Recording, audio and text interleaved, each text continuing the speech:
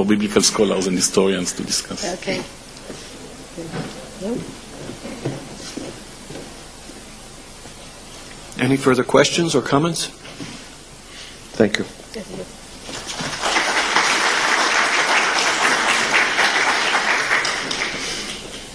Our second speaker this afternoon will be Aron Meir, who is Associate Professor at the Martin Suez Department of the Land of Israel Studies and Archaeology at Bar-Ilan University, and co-director of the joint Bar-Ilan and Weizmann Institute of Science program in archaeological science, and he now directs the Tel El Safi Gat archaeological project. His research interests are the second and first millennium Levant, with a particular focus on the Philistines. During the second half of the 9th century, Hazael, king of Aram Damascus, was the dominant political figure in the southern Levant. Among the various military campaigns he conducted, the one to the southern coastal plain is barely known. In fact, it's only known from the biblical text in 2 Kings. Recent archaeological finds, in particular those from the excavations of Professor Meir at Tel El Safi, and the relation to the extent and nature of Hazael's campaign are the subject of his presentation this afternoon.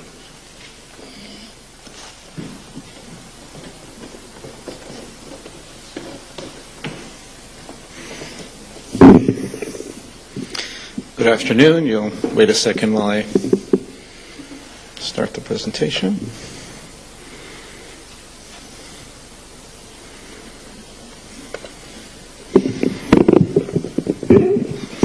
Okay. Good afternoon, everybody. This afternoon I'm going to speak about, as Professor Kogan said, about Hazael's campaign and the evidence, particularly from the excavations that we've been conducting at Tel Safi Gat. And in fact, we're just finished the last season, the 2009 season, at last Thursday. But before we deal with the campaign, we'll start with a description of the relevant finds from the site. Tel Safi is a large site, one of the largest pre-Hellenistic sites in the land of Israel, which is situated on the border between the coastal plain and the Shfela, the Judean foothills, more or less halfway between Jerusalem and Ashkelon. And it's well known as one of the 5 Pentapolis cities of the so-called Philistine Pentapolis. And as we will see, during the 9th and 10th centuries, the Iron Age 2A, it apparently is also the largest of these 5 cities. Now, the site of Tel Safi has been, and its identity has been discussed for a very long period of time. If just will stopped.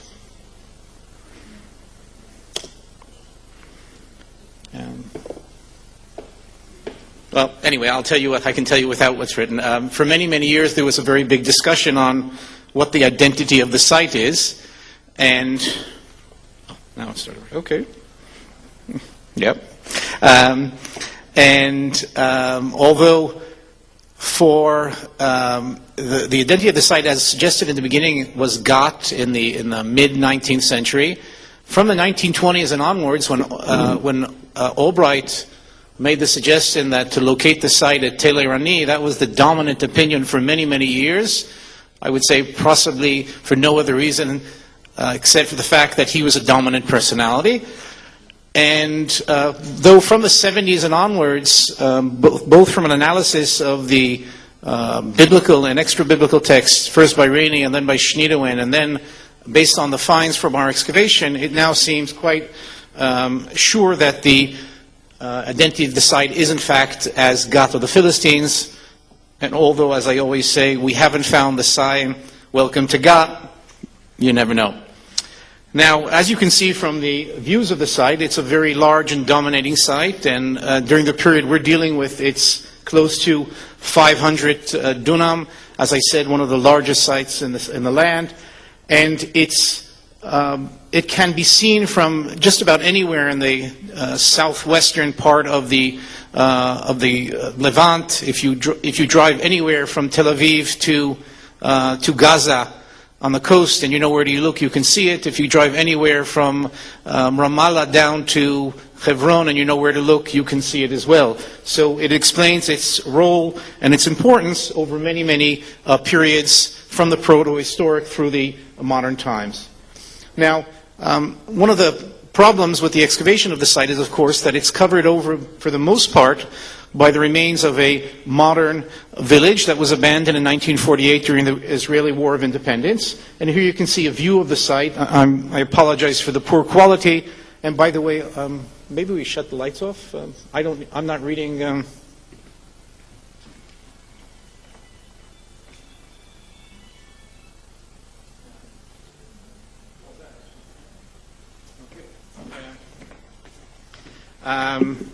Here we can see a view of the Tel in the 1920s, and aside from a very brief excavation in 1899 by Lisa McAllister, basically until the site was excavated by the current team, very little was known about the site. Now, the main problem, as I said, is the modern remains there. And although the Ottoman and the medieval period are very interesting periods, it's not the period that interests me.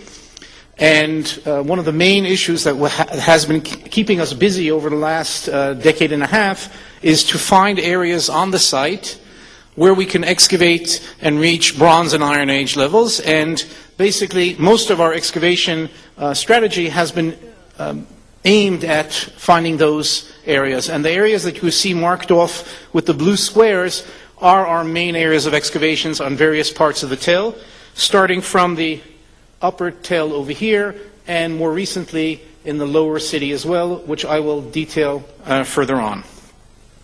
Now here you can see the major features, I'll skip that, and the major areas of excavation, looking from the north to the main area, Area A, which I'll be discussing in a moment, and looking from the east to west, Area E and A, the modern village, and Area F near the top of the Tel. Again, the major areas of excavation on the eastern spur, Area A, which I will be dealing with extensively, Area E, Area P. On the summit, Area F. A burial zone to the southeast. The lower city, Area D. The siege system, which I will be discussing slightly further on in the lecture. And the excavation area, C6, which relates to the siege system. And just a quick aerial view.